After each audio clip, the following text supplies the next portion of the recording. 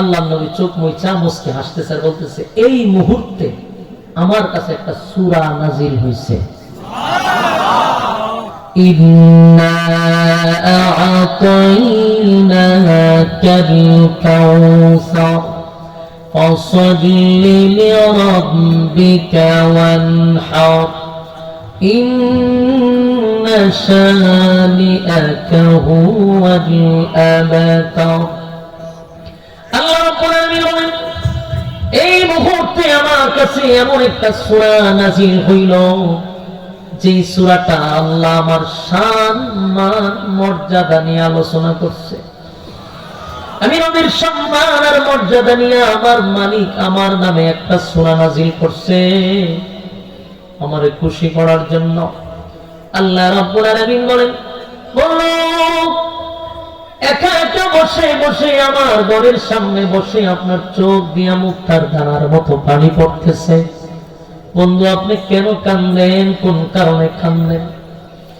আল্লাহ নবীকে আল্লাহ নিজেই জিজ্ঞাসা করে, বন্ধু বলেন কেন কান্দেন, আপনি কেন কান্দেন? আল্লাহ নবী বলেন, মালিক আমি কেন কান্দি আপনার কি জানার বাকি আছে? আপনি জানেন এর পরও কেন বলেন? আল্লাহ বলে, বন্ধু আমি জানি কেন কাঁদলেন, কিন্তু আপনি বন্ধু বললে যে আমার ভালো লাগে। আল্লাহ রাসূল বলেন, নাযালাত আলাইহিমুস সাকিনা, যখন তোমরা দ্বীনি মজলিসে বসবা উপর থেকে সাকিনা রহমত নাযিল হয়। আসেনি সুবহানাল্লাহ। মাজালিসুল কোরআন মাজালিসুল্লাহ, কোরআন হাদিসের কথা বার্তা যেখানে বলা হয় এটা আল্লাহর মজলিস হয়ে যায়। তো আল্লাহর মজলিস কই আপনি রাস্তাঘাটে কেন ঘোরাঘুরি করবেন, কেন দোকানপাটে ফুটপাতে ঘোরাফেরা করবেন? মা বাবার কাছ থেকে কিন্তু ওয়াদা করেছে যান মাহফিলও যায়। আব্বা আম্মা টুপি একটা মাথার দিয়ে সুন্দর করে পাঠাইছে, পুত মাহফিলও যাও। হে টুপি টাপি খুললা দোকানে গিয়ে আড্ডা মারে পাঠাইছে, কিন্তু মাহফিলের উদ্দেশ্যে বাড়ির থেকে মা বাপের কাছ থেকে হয়েছে মাহফিলও যায়, 20 টাকা 10 টাকা আনছে, কিন্তু এই টাকা লইয়া টুপি যে দিয়েছেন পরাইয়া এটা কখনো ঢুকাই নিছে, ঢুকাইয়া দোকানে গিয়ে আড্ডা মারে। সমস্যাটা তো এখানে। এই জন্য এতক্ষণ সময় দোকানে আপনারা ছিলেন, এখন চলে আসেন। আল্লাহ আমাদের কবুল করবে, আমিন। সম্মানিত শুধু ভূমিকা ছাড়া ডাইরেক্ট আমরা আলোচনায় চলে যাব ইনশাআল্লাহ।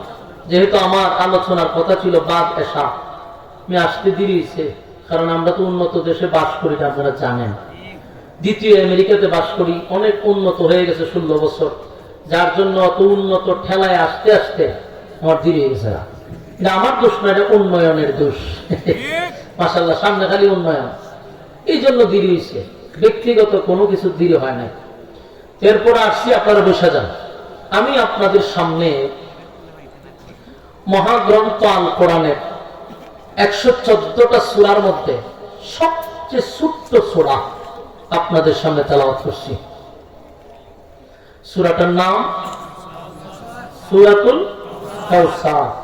এখন আওয়াজ পাইছি, একটু সাউন্ডে মডিফাই করেন, বাস হয়ে যাবে ইনশাআল্লাহ। সাউন্ড একটু সুন্দর করেন, আওয়াজ ঠিক আছে এখন। তো সূরা কাউসার সবচেয়ে বড় সূরা না সবচেয়ে ছোট সূরা? ছোট সূরা। আপনারা যে আলোচনা শুনবেন আমার সাথে একটু মাঝে মধ্যে হ্যাঁ না ঠিক বেঠিক বলতে পারবেন ইনশাআল্লাহ? বলবেন, তাহলে আমার কথা বলতে সুবিধা হবে। এই সূরাটা সবচেয়ে ছোট সূরা। কোরআনে 2টা সূরা আছে, একটা সূরা ইখলাস, একটা সূরা কাউসার। ইয়াদ রাখবেন, সূরা ইখলাস হলো শানে এলাহি, মানে কুল ফল্লা সূরা, এটাকে বলা হয় শানে এলাহি। শানে এলাহি মানে কি? আল্লাহর শান মান মর্যাদা, এটার ভিতরে শুধু আল্লাহর শান মান নিয়ে আলোচনা। আরেকটা সূরা হলো সূরা কাউসার, এটা হলো শানে রাসূল সাল্লাল্লাহু আলাইহি ওয়াসাল্লাম। এই সূরার ভিতরে শুধু রাসূলের শান মান মর্যাদা। সুবহানাল্লাহ, দেখেন আল্লাহর কত মহব্বত আর ভালোবাসা। নিজের জন্য একটা সূরা, বন্ধুর জন্য আরেকটা সূরা। দেখেন তো সুবহানাল্লাহ আছেন? থাকলে বলেন। এই সূরাটার নাম হলো শানে রাসূল, রাসূলের শান মান মর্যাদা সম্পর্কে আলোচনা। এখন আসুন, এই সূরাটা ছোট্ট, কিন্তু কেন নাজিল হলো? রাসূলের সম্মান নিয়ে আলোচনা, কিন্তু কোন সময় নাজিল হচ্ছে, কেন নাজিল হইল, কোন প্রেক্ষাপটে, কোন কারণে, কিভাবে নাজিল হয়েছে, বিষয়টা আমাদের জানা দরকার। সাউন্ড ঠিক আছে, একটু মডিফাই করেন, একটু কমান প্রয়োজন, অসুবিধা নেই, কিন্তু হালকারি ভাব দেয়, যাতে শীষ না দেয়, কোনোভাবেই নয়ের যেন না দেয়। এই সূরা নাজিল হয়েছে মক্কাতে। বলুন কোথায়? ঠিক আছে, ঠিক আছে, মক্কাতে নাজিল হয়েছে। মূলত এই সূরা নাজিল হয়েছে রাসূলকে সান্ত্বনা দেওয়ার জন্য। প্রতিটা কথা স্মরণ রাখবেন, এখন আওয়াজ দিবেন, আপনারা আওয়াজ দিবেন, আমার থেকে আওয়াজ পাইবেন, এখন আপনাদের ইচ্ছা। এই সূরা নাজিল হয়েছে রাসূলকে খুশি করার জন্য, আনন্দ দেওয়ার জন্য, রাসূলকে সান্ত্বনা দেওয়ার জন্য। এই কয়েকটা কথা স্মরণ রাখবেন, লাস্টে কথাগুলি বুঝতে সুবিধা হবে। আবার বলি, এই সূরাটা নাজিল হয়েছে রাসূলকে খুশি করার জন্য, রাসূলকে আনন্দ দেওয়ার জন্য, রাসূলকে সান্ত্বনা দেওয়ার জন্য। কয়টা কথা? আনন্দ, সান্ত্বনা, খুশি।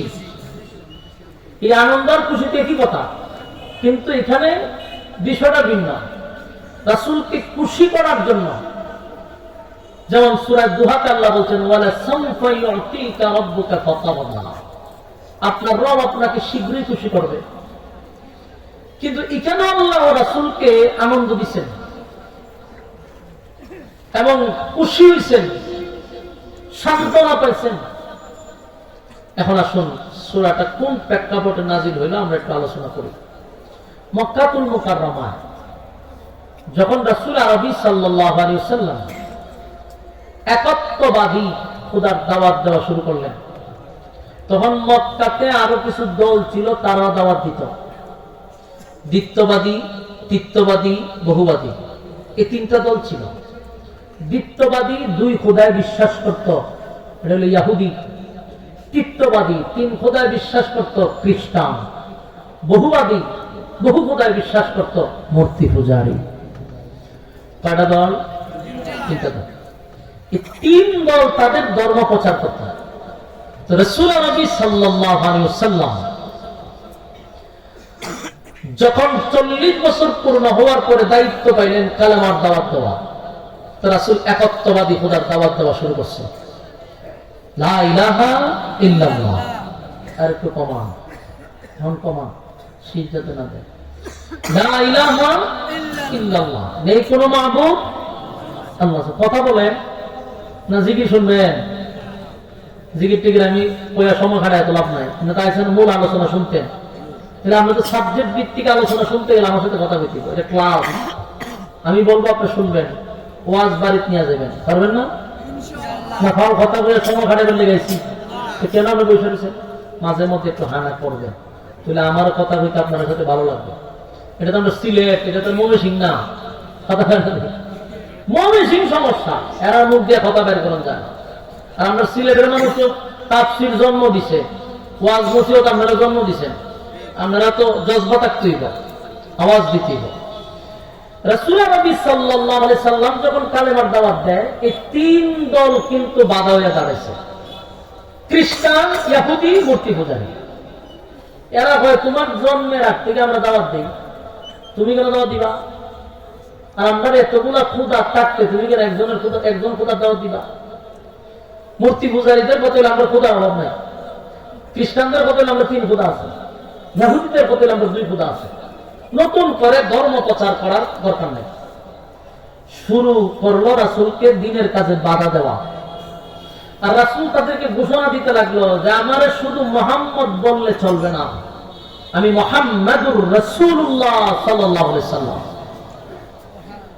এটাও তাদের মানতে অস্বীকার করলো যে না, এটা সম্ভব না, দাওয়াতও দিতে দিব না, তোমাকে রাসূলুল্লাহ হিসেবে মেনেও নিব না।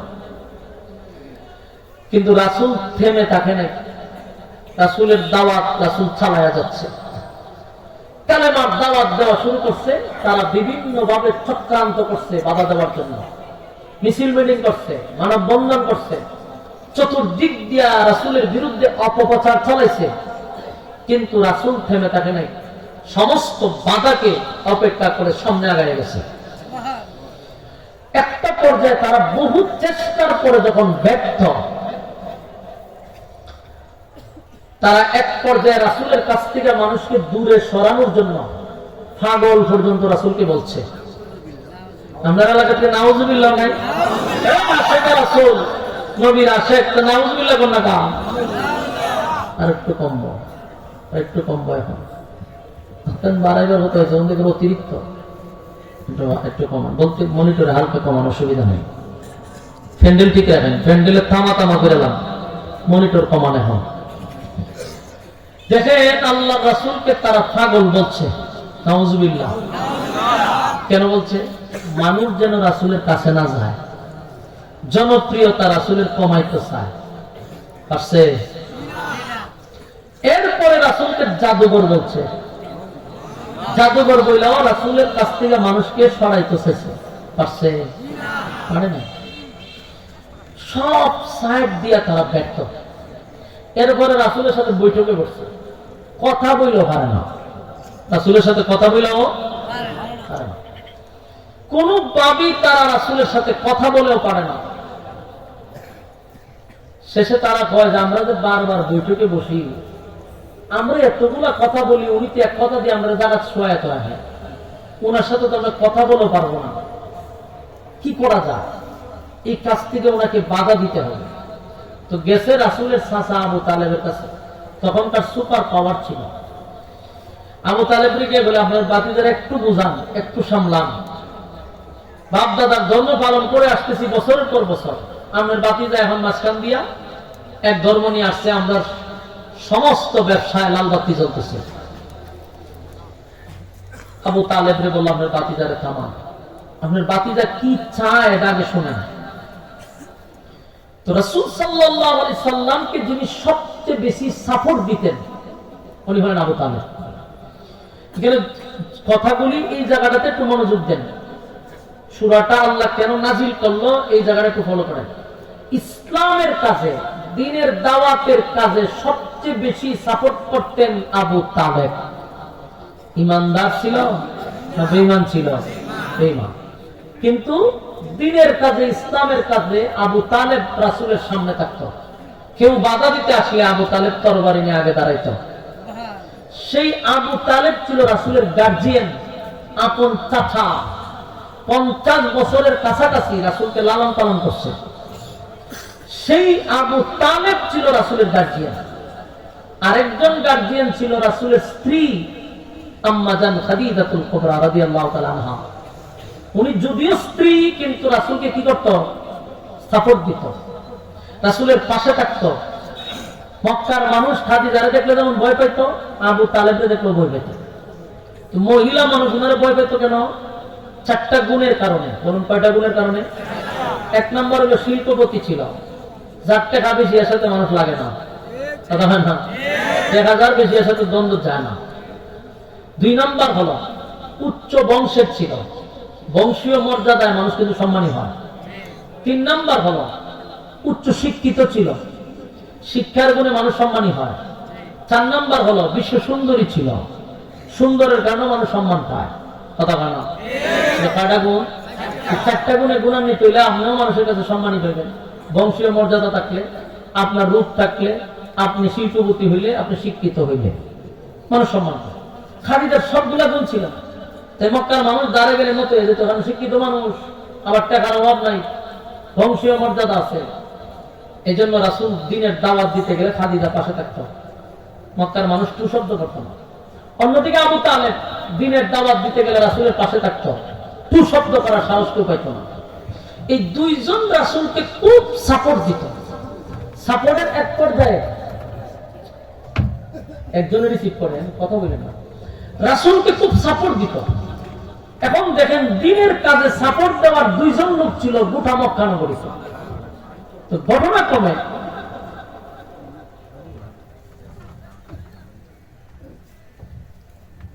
একটু রিল্যাক্স কথা বলি না, না বলে 2 জন লোক খুব সাপোর্ট দিত রাসূলকে। 2 জন ছিল রাসূলের খুব কাছে। তো আবু তালেবের কাছে ওই তিন দলায় বলছে যে আপনার বাতিজা চায় কি? টাকা পয়সা, ধন সম্পদ, নারী, গাড়ি, বাড়ি সব দিব। কিন্তু রাসূলকে অফার দেওয়ার পরে রাসূল কি অফার মানছে?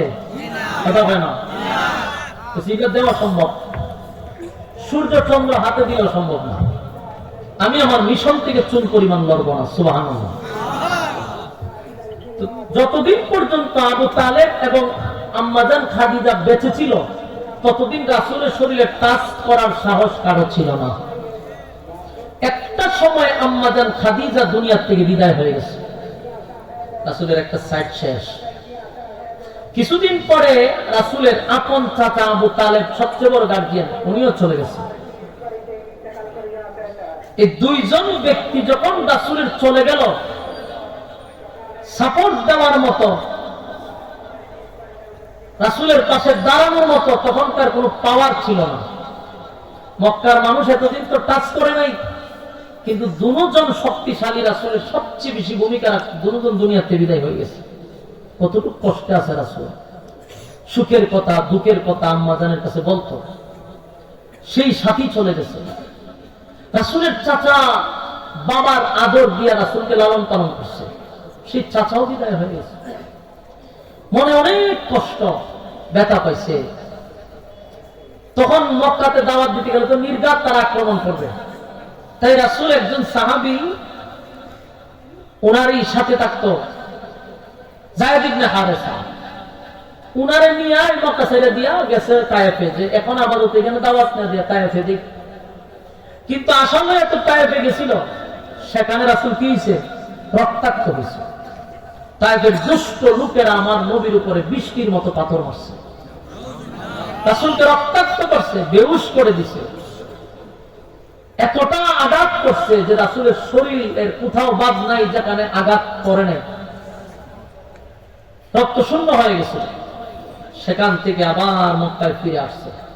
এখন খেয়াল করবেন, একদিকে রাসূলের বিবি নাই, আম্মাজান খাদিজা সবচেয়ে বেশি কাছের ছিল, সুখের দুঃখের কথা বলতো, উনিও চলে গেছে। দুই নাম্বার চাচা চলে গেছে, কত বড় মুসিবত। তিন নাম্বার নিজে রক্তাক্ত হয়েছে।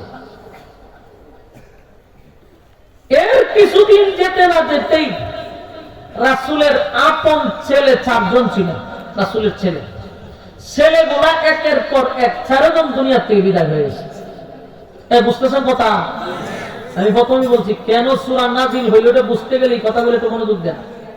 কয়টা আঘাত পেয়েছে রাসূল খেয়াল করবেন। একদিকে স্ত্রী নাই, চাচা গেছে, নিজে রক্তাক্ত, 4টা ছেলে একে একে বিদায় হয়ে গেছে। কতটুক কষ্টে, সমস্ত ব্যথা নিয়ে রাসূল বসে রয়েছে। এর মধ্যে রাসূলের যে আপন চাচি আরেকজন চাচা আছে আবু লাহাব। আবু তালেব তো রাসূলের পক্ষে ছিল যদি ঈমান আনে নাই, কিন্তু আবু লাহাব সবসময় রাসূলের বিরোধিতা করত, আপন চাচা। এই ওনার বউ এই বেয়াদব মহিলা মানুষের কাছে গিয়া গিয়া রাসূলের বিরুদ্ধে অপপ্রচার করতেছে যে মুহাম্মদের দিন ধর্ম বেশি দিন জমিনে টিকবে না। নাউজুবিল্লাহ থাকলে হতে পারে, মুহাম্মদের নাম থাকবে না, বংশ থাকবে না, মুহাম্মদের ধর্ম বেশি দিন থাকবে না। রাসূলকে আবেতার বলে গালি দিতেছে। আবেতার শব্দের অর্থ হলো নির্বংশা, আটপুরা। নাউজুবিল্লাহ। সমস্ত ব্যথা লইয়া খানায় কাবার সামনে বসে রয়েছে। এর মধ্যে আবার এক সাহাবী এসে বলতেছে, হুজুর আপনার কাছে যারা কালেমা পড়ছে এমন নতুন নতুন কিছু সাহাবীদেরকে বেঈমানরা মারতেছে। আমি আসার সময় দেখছি বেলালের বুকে পাথর, খাব্বাবরে আগুনের মধ্যে শোয়া রাখছে, অমুক সাহাবীরে মারধর করতেছে। এখন বলুন, প্রথম অবস্থায় স্ত্রী মারা গেল, চাচা মারা গেল, 4টা সন্তান মারা গেল, নিজে রক্তাক্ত হইল, আবার নেতা হইয়া কর্মীদের নির্যাতনের কথা শুনতেছে। কতটা কষ্টে আছে কথা বন্যা করে। কথা বন্যা কা শেখ রাসূল কথা বন্যা দি নবীর কথা বললে তো লাভ মারার কথা বন্যা কা কষ্টে আসেনি বন্যা করে। নবী কতটুক ব্যথা আপনি একটু চিন্তা করছেন। স্ত্রী চলে গেছে এই কয়েকদিনের ভিতরে, সব স্ত্রী, চাচা, নিজের রক্তাক্ত, 4টা ছেলে, সাথী সঙ্গীরা নির্যাতিত। এতগুলা কষ্ট নিয়ে খানায় খাবার সামনে বসে রয়েছে, চোখ দিয়া মুক্তার দানার মতো পানিগুলো পড়তেছে, কষ্টে কষ্টে চোখের পানি পড়তেছে। ঠিক কান্নার মাঝখানেই রাসূল একটা মুস্কি হাসি মারছে, কান্নার মাঝখানে মুস্কি হাসি মারছে। একজন সাহাবী তো, হুজুর বিয়াদবি মাফ করবেন, আপনার মনে অনেক কষ্ট, চোখের পানি ঝরতেছেন, আমরা নিজেরাও দেখতেছি, কিন্তু হুজুর কান্নার মাঝখানে মুস্কি হাসি দিলেন, একটু কারণটা জানতে চান। আল্লাহর নবী চোখ মুইচা মুস্কি হাসতেছে আর বলতেছে, এই মুহূর্তে আমার কাছে একটা সূরা নাজিল হইছে, ইন্না আ'তাইনাকাল কাউসার ফাসাল্লি লিরাব্বিকা ওয়ানহার ইন্না শানিআকা হুয়াল আবতার। আল্লাহ রাব্বুল আলামিন বলেন, এই মুহূর্তে আমার কাছে এমন একটা সূরা নাযিল হইল, যে সূরাটা আল্লাহ আমার শান মান মর্যাদা নিয়ে আলোচনা করছে। আমি নবীর সম্মান আর মর্যাদা নিয়ে আমার মালিক আমার নামে একটা সূরা নাযিল করছে, আমারে খুশি করার জন্য। আল্লাহ রাব্বুল আলামিন বলেন, বলো একা একা বসে বসে আমার ঘরের সামনে বসে আপনার চোখ দিয়া মুক্তার দানার মতো পানি পড়তেছে, বন্ধু আপনি কেন কান্দেন, কোন কারণে কান্দেন? আল্লাহর নবীকে আল্লাহ নিজে জিজ্ঞাসা করে, বন্ধু বলেন কেন কান্দেন, আপনি কেন কান্দেন? আল্লাহর নবী বলেন, মালিক আমি কেন কান্দি আপনার কি জানার বাকি আছে? আপনি জানেন, এর পরও কেন বলেন? আল্লাহ বলে, বন্ধু আমি জানি কেন কাঁদলেন, কিন্তু আপনি বন্ধু বললে যে আমার ভালো লাগে। সুবহানাল্লাহ, বাড়ি দিয়া হইল আমরা সুবহানাল্লাহ কোন সময় কেউ মারা গেলে না ঠাড়া বললে যে হানো যেটা বলার বলবে, আল্লাহ আপনি বললে আমার পছন্দ লাগে। নবী কান্দে আর বলে, মালিক আমি কেন কান্দি, আমার কলিজার ব্যথা আপনি মালিক ভালো করে জানেন, কিন্তু আপনি আমাকেই বলেন আমি কি বলবো। বলে আল্লাহ আপনি বললে আমার ভালো লাগে। তাই নবী আল্লাহর কাছে বলতে লাগলেন, মালিক আমার কান্নার কারণ তাম পৃথিবীর দায়িত্ব দিয়া পাঠাইলেন, কিন্তু আমি যেই জায়গায় জন্মগ্রহণ করলাম সবগুলা আমার বিরুদ্ধে দাঁড়ায় গেছে। আপনি আমাকে এক অদ্বিতীয় খুদার দাওয়াত দেওয়ার জন্য পাঠাইছেন, রাসূল বানাইয়া, সমস্ত নবীদের নবী, সমস্ত রাসূলগণের রাসূল। এখানেই শেষ না, আমার নবী শুধু সমস্ত নবীদের নবী না, রাসূলদের রাসূল না, কুল কায়নাতের নবী, আসমানের নবী, জমিনের নবী, সূর্য চন্দ্রের নবী, সাগরের মাছের নবী, গাছের নবী, আল্লাহর সৃষ্টি জগতের নবী। এই এত বড় দায়িত্ব দিয়া পাঠাইলেন, আমি আপনার কালেমার দাওয়াত দেওয়ার জন্য মানুষের দাঁড়ে দাঁড়ে যাই, মানুষ আমারে পাগল পাগল বইলা ডাকে, কষ্ট লাগে না? আল্লাহ আপনার দিনের দাওয়াত দিতে গিয়ে আমার কষ্ট লাগে না? আমারে মানুষ রক্তাক্ত করে, আমার জাদুঘর বইলা গালি দেয় গো, আমার কষ্ট লাগে না? আমারে মানুষ ডিল মারে, রক্তাক্ত করে, আমার কষ্ট লাগে না? আল্লাহ আমার চাচা মারা গেল, যে আমার বাবার আদর দিয়া লালন পালন করছে, এই পৃথিবীতে আসার পরে বাবার আদর আমি পাই নাই, বাবার এক নজর আমি দেখি নাই। আমার চাচা আমারে বাবার মতো লালন পালন করলো, দিনের দাওয়াত দিতে গিয়ে চাচা আমার সঙ্গে জেল পর্যন্ত খাটলো, আমার চাচা আমারে অনেক সাপোর্ট দিল। সেই কলিজার টুকরা চাচাটাও ঈমান হারা হইয়া মারা গেল, আমার কষ্ট লাগলো না? আমার কলিজার টুকরা আমার কলিজার টুকরা বিবি, আমার মহব্বতের, যার কাছে আমি সুখের দুঃখের কথা বলতাম, সেই খাদিজাও দুনিয়ার থেকে বিদায় হইল, এই জন্য আমি কান্দি না।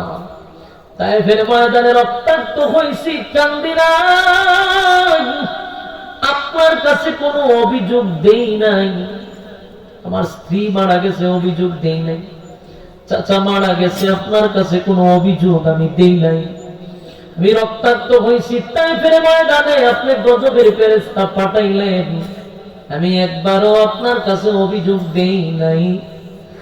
আল্লাহ আমার একে একে 4টা সন্তান দুনিয়ার থেকে বিদায় হয়ে গেল, 4 সন্তান দুনিয়ার থেকে বিদায় হয়ে গেল।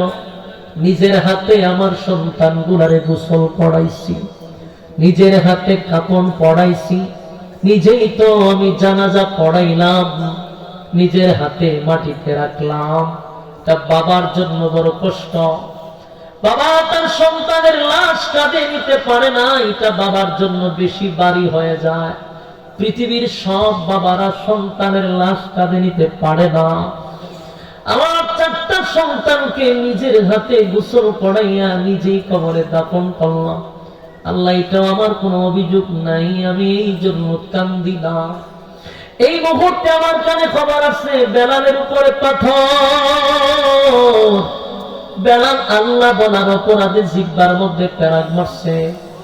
আল্লাহ খাব্বাবরে জ্বলন্ত কয়লার মধ্যে শোয়া দিছে। আমার কর্মীগুলা জায়গায় জায়গায় মার খায় গো মালিক, এই জন্য কান্দি না। এত কষ্ট বুকের ভিতরে চাপা দিয়া রাখছি, আমি এই জন্য কোনো অভিযোগ দিই না, আমি এই জন্য কান্দি না। আমার কান্নার কারণ হলো, আমার কান্নার কারণ হলো, আপনি তো জানেন আমার মা নাই, আমার বাবা নাই। চাচাও ছিল, বাবার মতো আদর করতো, চাচাটাও দুনিয়ার থেকে বিদায় হয়ে গেল মালিক। কিন্তু চাচা আবুল আহাব আমার চাচা, চাচা তো বাবার মতো, চাচি তো মার মতো। কিন্তু আমার এই চাচার চাচি মানুষের কাছে গিয়া কেমনে গো আমার বিরুদ্ধে অপপ্রচার করে। আপনি আমার সন্তান দিছেন, আপনি নিয়ে গেছেন, এতগুলা কষ্ট নিয়ে আমি আছি। উচিত ছিল তার আমার সান্ত্বনা দেওয়ার দরকার ছিল, আমার এসে সান্ত্বনা দেওয়ার দরকার ছিল। আমার 4টা ছেলে দুনিয়ার থেকে বিদায় হয়ে গেছে, আমার চাচির উচিত ছিল আমার সান্ত্বনা দেওয়ার কথা। মালিক, আমার চাচি আমার সান্ত্বনা দিল না, মক্কার কেউ আমার কাছে সান্ত্বনা দিল না। আমি এতগুলা কষ্ট নিয়ে আছি, কিন্তু কেমনে গো আমার চাচি মানুষের কাছে গিয়া কয় আমি নাকি আবেতার, আমি নাকি আটপোড়া, আমি নাকি নির্বংশা। আমার এতগুলা অপপ্রচার মানুষের সামনে কেমনে করে নিজের লোকগুলা আমার বিরুদ্ধে এত অপপ্রচার, আমার আটপোড়া বানাইলো, আমার লেজ কাটা বানাইলো। আল্লাহ, আমি সব বরদাস্ত করতে পারলাম, কিন্তু আমার চাচির এই কষ্টটা আমি বরদাস্ত করতে পারলাম না। তাই তো ব্যথায় ব্যতীত হইয়া আমার চোখ দিয়া পানি আসছে। আমার জবাব দেয় না। আল্লাহ বলে, বন্ধু শুনে, আমি মালিকরে যদি কেউ গালি দেয় গো, আমি আল্লাহর এত কষ্ট লাগে না। কোন বান্দা যদি সকালে সকালে আমার মালিককে গালি দেয়, বিকালে ওই বান্দার জন্য আমার আল্লাহ খানা রেডি রাখে। কত নাস্তিক আমার মালিককে গালি দেয়, কত মানুষ আমার মালিককে গালি দেয়। আল্লাহ বলেন, আমি গজব দিয়া মারি না, ঠান্ডা ফালাইও মারি না, খানা বন্ধ করি না, চলাচলের রাস্তায় আমি বাধা দেই না, ইজ্জত কমাই না, বন্দার উপরে আমি রাগও করি না, বন্দার উপরে মুসিবত দেই না। আমারে গালি দিলে আমি বরদাস্ত করি, আমার বন্দা আমারে গালি দিছে আমার কষ্ট লাগে না। কিন্তু আমার কষ্ট লাগে কেউ যদি আমার বন্ধুরে নিয়ে গালি দেয়। বন্ধু, আপনারে যদি কেউ গালি দেয়, আমি আল্লাহ যেটা বরদাস্ত করতে পারি না। আপনারা আপনার একবার গালি দিছে, আমি সাথে সাথে সূরা লাহাব নাজিল কইরা প্রতিবাদ করলাম। এখন আপনারা আটপুরা বলে গালি দিছে, প্রতিবাদ কেউ না করলেও আমি আল্লাহ প্রতিবাদ করব। সুবহানাল্লাহ। একটা জবান বন্ধের জন্য আল্লাহু আকবার। এই আওয়াজ হয়েছে আরো জোরে বলেন আল্লাহু আকবার। এই ইমানের আওয়াজ দিয়ে বলেন আল্লাহু আকবার। আমার মালিকের কত বন্ধুর জন্য বন্ধুর কত মায়া, কত মায়া, কত মায়া। আল্লাহ বলেন কেউ প্রতিবাদ না করলেও আমি মালিক আপনার জন্য প্রতিবাদ করব। কেন গো বন্ধু, আপনারে অপরাধের গালি দিল, আমি প্রতিবাদ করলাম, আমি প্রতিবাদ করলাম। আপনাকে গালি দিলে আমি আল্লাহ প্রতিবাদ করি, কান্দেন না, আপনার কান্না আমি বরদাস্ত করতে পারি না। আল্লাহ তখন বলে বন্ধু আমি আপনাকে 4টা সন্তান দিয়েছিলাম, 4টা সন্তান দিয়েছিলাম, 4টা সন্তান আমি নিয়ে গেছি। আপনার বাবা হিসাবে আপনার কলিজায় যে কষ্টটা আমি দিছি গো নবী, 4টা সন্তান দিয়া 4টা সন্তান বালিগ হওয়ার আগে আমি নিয়ে গেছি। যদিও 4টা সন্তান নিয়ে যাওয়ার পিছনে অনেক গুনাহ কারণ ছিল, কারণ আমার নবী হলো খাতামান নবিয়্যিন, আমার নবীর পরে কোনো নবী নাই। আমার নবীরে পাঠাইয়া নবুয়তের দরজায় আল্লাহ তাআলা মাইরা দিছে। তাই নবীর ছেলেগুলা যদি জীবিত থাকে তাহলে নবীর ছেলেদেরকে উম্মতরা নবী বানায় ছেড়ে দিব। কারণ যে উম্মত ফিরের ছেলেরে ভিড় বানায়, ফিরের ছেলের দাড়ি নাই, টুপি নাই, সুইচ পাজামা করে, এরপরে আপনি বদ্দিনী শিল্পী, ছেলের কোন যোগ্যতা নাই, কিন্তু দেশের মানুষের আবেগ বেশি, আবেগের কারণে পীরের ছেলেরাও পীর বানায়া বসায়া দিছে। অথচ ওই ছেলের পিছনে নামাজ পড়লেও হবে না, কারণ সূরা ফাতিহা শুদ্ধ করে পারে না, অথচ পীর। আমাদের দেশে আছে না নাই? আপনার আওয়াজ কম, কারণ আপনারা মারে কত চিন্তা হয়েছে, তাকে আপনারা মারে কথা। আমার যে কথা এটা বলো আল্লাহ জানে বান্দা, আল্লাহ জানে ও নবী গো আপনার উম্মত আবেগ বেশি। আপনার ছেলেরা ফাইলে এরা ফিররে যা করে, যদি ছেলে ভাইকে কি যা করবো, আপনার ছেলেরে জোর করে এরা নবী বানিয়ে দিব। তাই আমি বালেগ হওয়ার আগেই আপনার সম্মান বাড়ানোর জন্য, আপনার ইজ্জত বাড়ানোর জন্য, আপনার ছেলে গুনাকে বালেগ হওয়ার আগে দুনিয়ার থেকে বিদায় করে দিলাম। বন্ধু এটা একমাত্র আপনার সম্মানের জন্য। তবে আপনার মনে আমি কষ্ট দিছি। 4টা ছেলে নিজের হাতে গোসল করাইলেন, নিজের হাতে আপনি কবর দিলেন। বাবা হিসাবে আপনার মনে কষ্ট আছে গো নবী, আমি জানি আপনার মনে কষ্ট। তবে শুনেন, আমি আপনার ছেলে দিছিলাম 4 জন, কিন্তু আমি এর বিনিময়ে আপনাকে দিলাম কোটি কোটি হাজার কোটি রুহানি সন্তান। আল্লাহু আকবার। এই রুহানি সন্তান কারা জানো? আমরা হলাম নবীর রুহানি সন্তান, নবীর উম্মত হলো নবীর রুহানি সন্তান। কথা হয় না? ওই যে আবু লাহাবের বউ মানুষের গড়ে গড়ে গিয়া বলে মুহাম্মদের দিন ধর্ম বেশি দিন টিকবে না, মুহাম্মদের নাম জমিনে বেশি দিন থাকবে না, মুহাম্মদের নাম নেওয়ার মতো কেউ জমিনে থাকবে না। তার ছেলে নাই, তার বংশ নাই, সে নির্বংশা, আটকোড়া হবে তার। আল্লাহ জবাব দেয় বন্ধু আপনারে আমি জানায়া দিই, এই পৃথিবী থাকবে যতদিন, আমি আল্লাহর নাম থাকবে যতদিন, আপনি নবীর নাম থাকবে ততদিন। আপনার নাম থাকবে পয়গম্বর, এই জমিনে আপনার নাম থাকবে, আমি আল্লাহর নাম যতদিন, আপনার নাম ততদিন। তাই আল্লাহ বলেন বন্ধু ছেলে যদি 4 জন থাকতো তাহলে এই ছেলেগুলা আপনার ইজ্জতের ব্যাপারে তারা দাঁড়াইতো, আপনার ইজ্জত হানি হইলে তারা দাঁড়ায় যাইতো আন্দোলনে, তারা আপনার ইজ্জতের হেফাজত করত। এই 4 ছেলে থাকলে তারা আপনার নামের হেফাজত করত। এটাই তো মূল কথা। কিন্তু বন্ধু ওয়াদা দিলাম 4 জন নিয়া কোটি কোটি রুহানি সন্তান দিছি, যেই রুহানি সন্তানরা আপনার নামের হেফাজত করবে, আপনি নবীর ইজ্জত রক্ষা করবে। যদি আপনার বিরুদ্ধে কেউ কথা বলে, কোটি কোটি হাজার কোটি রুহানি সন্তানরা দাঁড়ায়া যাবে আপনি নবীর ইজ্জতের হেফাজতের জন্য। কথা হয় না? আমরা কি নবীর রুহানি সন্তান? কথা বলেন না দিক, নবীর রুহানি সন্তান। ভালো করে কথাগুলি মনোযোগ দিয়ে শুনেন। আবার আসতেছি এখানে। আল্লাহ বলেন আপনারে কোটি কোটি হাজার কোটি রুহানি সন্তান দিলাম।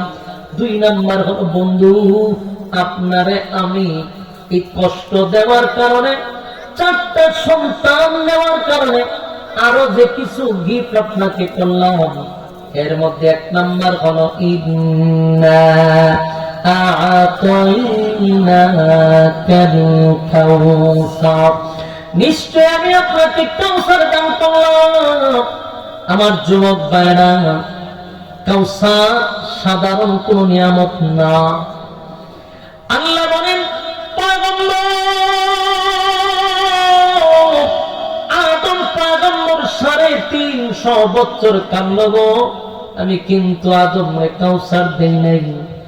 নূহ আলাইহিস সালাতু ওয়াস সালাম একদিন 2 দিন নয়, একদিন 2 দিন নয়, 950 বছর কান্নাকাটি করছে।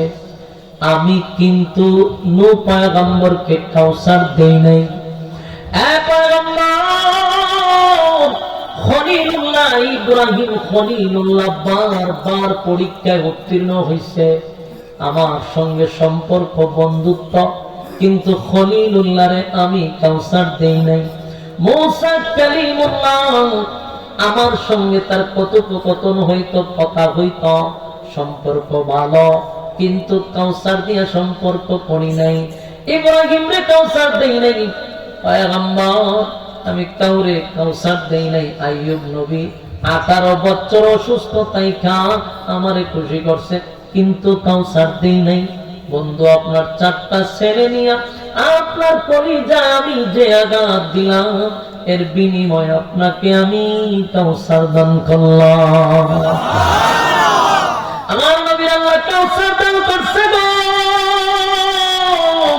এই কাউসার দিব এমনটা বলে নাই, আল্লাহ কয় দিয়া দিছি ইন্না আ'তাইনাকাল কাউসার, নিশ্চয় আমি আপনাকে কাউসার দিয়া দিছি। এখানেই শেষ নয়, কাউসার দিলাম এতটুক নয়। আল্লাহ বলেন আমি আপনাকে সশরীরে কাউসারটা দুনিয়ায় থাকা অবস্থায় দেখায়া দিব। সুবহানাল্লাহ। দেখায়া দিছে। পয়গম্বরকে কাউসার দেখানোর জন্য জমিন থেকে 7 আসমান টপকাইয়া আরশে আজিমে নিয়া জান্নাত জাহান্নাম ভ্রমণ করাইয়া হাউজে কাউসারের পারে নবীরে দাঁড় করাইয়া বলছে, বন্ধু এই হাউজে কাউসার আপনারে গিফট করছি। আমার যুবক ভাইরা, কাউসার সাধারণ কোন পানি নয়।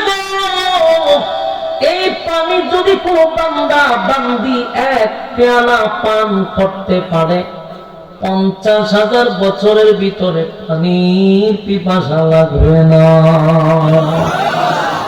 এই নিয়ামত আমার নবীর কাছে থাকবে, আমার নবীর কাছে থাকবে। কোন নবী এই নিয়ামত পাবে না। হাসরের মাঠে নবীর 1 পেয়ালা পানি পান করার জন্য শত শত হাজার কোটি কোটি কোটি মানুষ দাঁড়ায় থাকবে নবীর বরকতি হাতের পানি পান করার জন্য। সেই পানিটা নবীর গিফট করা হইল। এই নিয়ামত তো সাধারণ নিয়ামত না।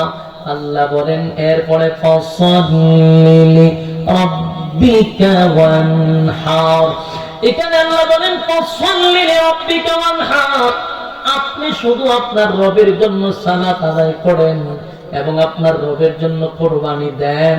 প্রশ্ন হলো কাউসারের কথা বলার পরে আল্লাহ নামাজের কথা কেন বললেন? ফাসাল্লি রাব্বিকা ওয়ানহার, আপনার রবের জন্য সালাত আদায় করেন, কুরবানি দেন, এই কথাটা কেন আল্লাহ এখানে আনলো?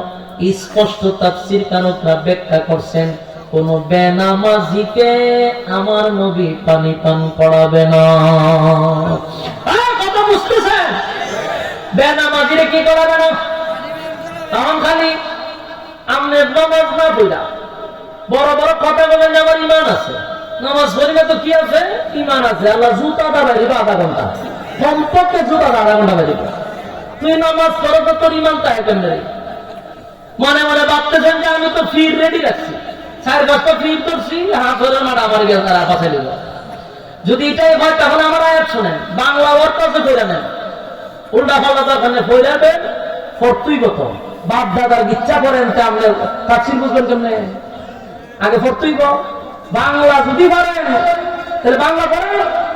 আল্লাহ বলেন ইয়াউমা ইয়াফিরুল মারউ মিন আখিহি ওয়া উম্মিহি ওয়া আবি ওয়া সাহিবাতিহি ওয়া বানিহি। আল্লাহ রাব্বুল আলামিন বলেন কিয়ামতের কঠিন ময়দানে কেউ কারো হবে না, কেউ কারো হবে না। মা সন্তানের পরিচয় দিবে না, বাবা সন্তানের পরিচয় দিবে না, মোট কথা কেউ কারো হবে না। যদি সুপারিশ কেউ করে তাহলে আমার নবী করবে। কোন পীর আপনাকে সুপারিশ করতে পারবে না। যদি কোন পীর বলে আমি সুপারিশ করবো, আমার কাছে নিয়ে আন, আমি নাম্বার পিছনে লিখে দিব, যেটা বন্ধ। কারণ সুপারিশের একমাত্র ওয়ার্ডার নবী দেওয়া হবে। আল্লাহ নবী সেদিন ওয়ার্ডার পাবে, আল্লাহ বলবে বন্ধু আপনার যাকে ভালো লাগে তারে লইয়া আপনি জান্নাতে যান। এখানে কি নবী সবার লইয়া জান্নাতে যাবে? অন্যায় নামাজির লইয়া যাবে। যারা দুনিয়ার জমিনে ফসল্লি লিরাব্বিকা ওয়ানহার নামাজ আদায় করছে, সালাত আদায় করছে, কুরবানি দিছে, এদের জন্য আল্লাহ সুসংবাদ রাখছে, তাদেরকে পানি পান করাবে। মানে নামাজ নাই, রোজা নাই, শরীরের মধ্যে ফাড়ার গন্ধ করে আপনি এখন আপনি মারে হতো আছেন। আপনার নামাজ নাই, রোজা নাই, জিগাইলে ভাই আমার ইমান বড় শক্ত, আমার মনটা ভাই আধা ঘন্টা যদি খাসা পঞ্চি দিয়া বাইরে নিয়ে যেত, বন্ডামি সব ছেড়া দিত, কথা বন্যা দিয়ে। যুবক ভাই বলুন, কোন নামাজিকে আল্লাহ পানি পান করাবে? কথা কন না, বেরোছে নামাজ না বেরা পানি পান করতো, এলে তো আওয়াজ নাই। প্রথম সত্য হলো নামাজ ছাড়া কোন ব্যক্তি জান্নাতের ভিতরে ঢুকবে না। কিয়ামতের মাঠে সর্বপ্রথম হিসাবটা হবে কিসের? মা ইউহাসাবু বিহিল আবদু ইয়াউমাল কিয়ামাতিস সালাহ। কিয়ামতের ময়দানে নামাজের হিসাব হবে, এটা 100%। কথা হয় না? মুসল্লি ছাড়া আল্লাহ জান্নাতে ঢুকাবে না। কথা হয় না?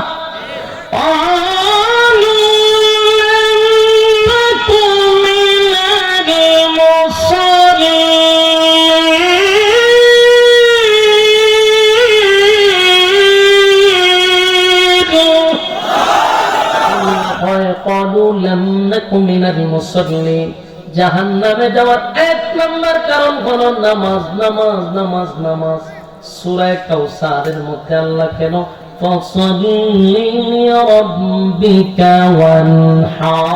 আল্লাহ রাব্বুল আলামিন বলেন যারা সালাত আদায় করে এবং যারা আল্লাহর রাস্তায় কুরবানি দেয়, কুরবানি খালি গরু কুরবানি না, এখানে কুরবানি শব্দের অনেক অর্থ আছে। আপনি তাহাজ্জুদ করতেছেন, এটাও কুরবানি। আপনি আল্লাহর রাস্তায় দান করছেন, এটাও কুরবানি। কুরবানির অনেক অর্থ থাকতে পারে, কিন্তু সালাত তো নামাজের মাধ্যমে, ঠিক কিনা? আমার যুবক ভাইরা এখন সবাই যে কথা বলতে চাইছিলাম, সূরা কাউসার নাজিল করে বন্ধুরে বন্ধু খুশি করছে, বন্ধুরে আনন্দ দিছে, বন্ধুরে সান্ত্বনা দিছে।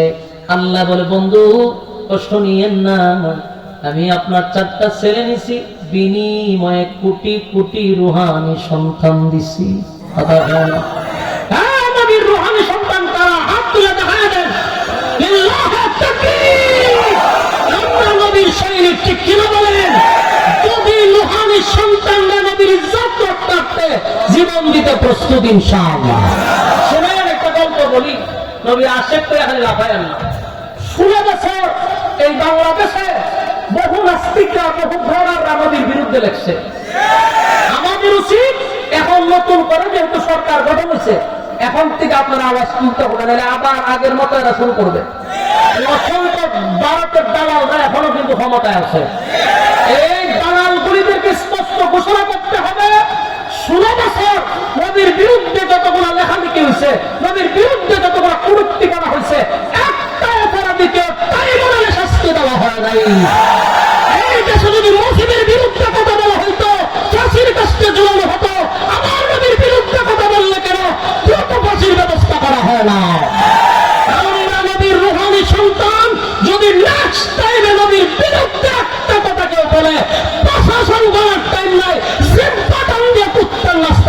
বলেন ঠিক ছিল না?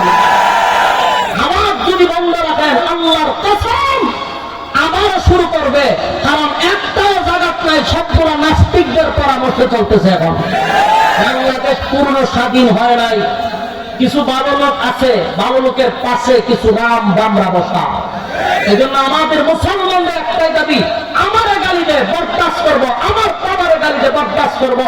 নবীর বিরুদ্ধে কথা বলবি, কোন সমঝোতা নাই, কোন সমঝোতা নাই। মাথায় পাগড়ি বেঁধে, কোমরে পাগড়ি বেঁধে ইনশাআল্লাহ নামবো, ইনশাআল্লাহ। আওয়াজ বন্ধ করা, খালি বিরিয়ানি খাইয়া রে আশেখ রাসূলের লাফালাফি তা বন্ধ করেন। বছর একবার খাইলেন আর লাফাইলেন না। যখন দেখবেন নবীর বিরুদ্ধে কথা হয়, তখন মাথার পাগড়ি মাজায় বাঁধবেন, ঠিক কিনা বলেন? আমরা যদি শক্ত না হই, তাহলে কিন্তু বারবার আঘাত আসবে। এই আঘাত বরদাস্ত করার মতো নয়। কথা বলেন না করে না, খালি বছর একবার কখন বুঝাইলেন যে আমি আশেখ রাসূল, আমার নবীর বিরুদ্ধে কথা বলবে, আশেখ রাসূলদের গুনাহ, কারণ আমরা নবীর রূহানি সন্তান। আল্লাহ নিজে কয় আপনার রূহানি সন্তান আপনার ইজ্জতের হেফাজত করবে। আপনার রূহানি সন্তান না আপনার নামের ইজ্জত রাখতে গিয়া জীবন দিবে, আমরা প্রয়োজনে জীবন দিব। কথা বলেন নাকি? আল্লাহ রাব্বুল আলামিন বলেন ইন্না শানিআকা হুয়াল আবতার। ওই যে তারা আবেতার বলছে, আল্লাহ কয় তারা আবেতার। এরা কয় আপনি নবীর এক করে বসে। আল্লাহ প্রতিবাদ করে বলে বন্ধু বন্ধু আপনাকে জানায়া দেই, তারা আপনাকে নির্বংশা বলছে, তারা আপনাকে আটখোড়া বলছে, তারা আপনাকে নির্বংশা বলে মানুষের কাছে খাটো করছে। বন্ধু শুনেন, ইন্না শানিআকা হুয়াল আবতার। নিশ্চয়ই তারা আবেতার, তারা নির্বংশা, তারা আটখোড়া, তারা লেজ কাটা, ঠিক কিনা? এই পৃথিবীর জমিনে আবু লাহাবের নাম কেউ রাখে না, আবু জাহেলের নাম কেউ রাখে না। পৃথিবীর জমিনে উতবা উতাইবা মুগীরা তাদের নাম কেউ রাখে না, কিন্তু আমার নবীর নাম সেকেন্ডে সেকেন্ডে সেকেন্ডে সেকেন্ডে বলা হয়, ঠিক কিনা? আল্লাহ বলে বন্ধু শুনে, বন্ধু কেন্দ্রের না, আপনার কান্না বরদাস্ত করতে পারি না। কেউ আপনার সান্ত্বনা না দিলে নবী গো, আমি আল্লাহ সূরা কাউসার নাজিল করে আপনার সান্ত্বনা দিলাম। বন্ধু আমি আপনার পাশে আছি, পৃথিবীর কেউ লাগবে যদি মালিক থাকে। আমার মালিক বলে আমি আপনাকে সান্ত্বনা দিলাম, সূরা কাউসার নাজিল করলাম, পুরাটাই আপনার শানে, আপনার মানে। এই সূরা নাজিল করে বন্ধু রে বন্ধু খুশি করছে। নবীর মনে কতগুলো কষ্ট ছিল, নিজের কর্মীরা জায়গায় জায়গায় কালেমার অপরাধে মার খায়, রক্তাক্ত হয়, বেলালে মারে, খাব্বাবরে মারে, জায়গায় জায়গায় সাহাবায়ে কেরামদেরকে গাছের সঙ্গে বেঁধে মারে, পেড়াক মারতেছে, আগুন লাগায়া মারতেছে, তৈলের মধ্যে ছেড়ে দেয়। এত গুনাহ নির্যাতনের পরেও আমার নবীরে আমার আল্লাহ সান্ত্বনা দেয়, বন্ধু আপনার সূরা কাউসার নাজিল করে আমি খুশি করে দিলাম। এই সূরাটা আপনার শান আর মান অনুযায়ী। সুবহানাল্লাহ। আমার যুবক ভাইরা, তাই আমাদের একটাই কাজ, এটা হলো আল্লাহ যেহেতু বলছে আমাদের নবীর ইজ্জত রক্ষার জন্য আপনার রূহানি সন্তানরাই যথেষ্ট। আমরা নিয়ত করব, আমরা হলাম নবীর রূহানি সন্তান। নবীর ইজ্জত যদি নষ্ট হয়, আমরা দমায়া কেমনে রাখবা? আমরা তো নিজের গদির জন্য রাস্তায় নামি না, আমরা পথ পাওয়ার জন্য রাস্তায় নামি না, আমাদেরকে গালি দাও প্রতিবাদ করার জন্য রাস্তায় নামি না। আমরা নামি শুধু আমার নবীর বিরুদ্ধে কেন কথা হবে, এই ব্যাপারে ব্যতীত হইয়া এদেশের মানুষ রাস্তাঘাটে নামে নবীর ইজ্জত রক্ষার্থে, ঠিক কিনা? সেখানে যদি কেউ বাধা দেয়, বুঝতে হবে দেশ আমাদের নিয়ন্ত্রণে নাই। কথা বল নবী। আফসোস, যতবার নবীর বিরুদ্ধে কথা বলা হয়েছে, বুঝলে গেছেন আপনারা? বুলাতে 7 জন আলেমকে গুলি করে পাখির মতো মারছে। কেন মারছিল? নবীর ইজ্জত রক্ষার্থে তারা মাঠে নামছিল, পাখির মতো গুলি করে মারছে। নবীর বিরুদ্ধে যারা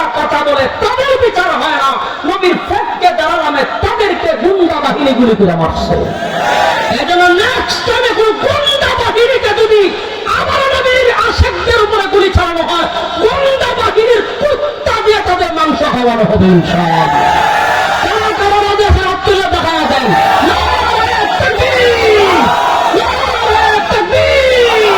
আল্লাহ সবাইকে কবুল করুক দিনের জন্য, ইসলামের জন্য। কথাগুলি উপরে বললে বলা, শুনলে বলা, উভয়কে সহি সহি সহি আমল করার তৌফিক দান করুক। সবার কাছে দোয়া চেয়ে বিদায় নিচ্ছি। আসসালামু আলাইকুম ওয়া রাহমাতুল্লাহি ওয়া বারাকাতুহু।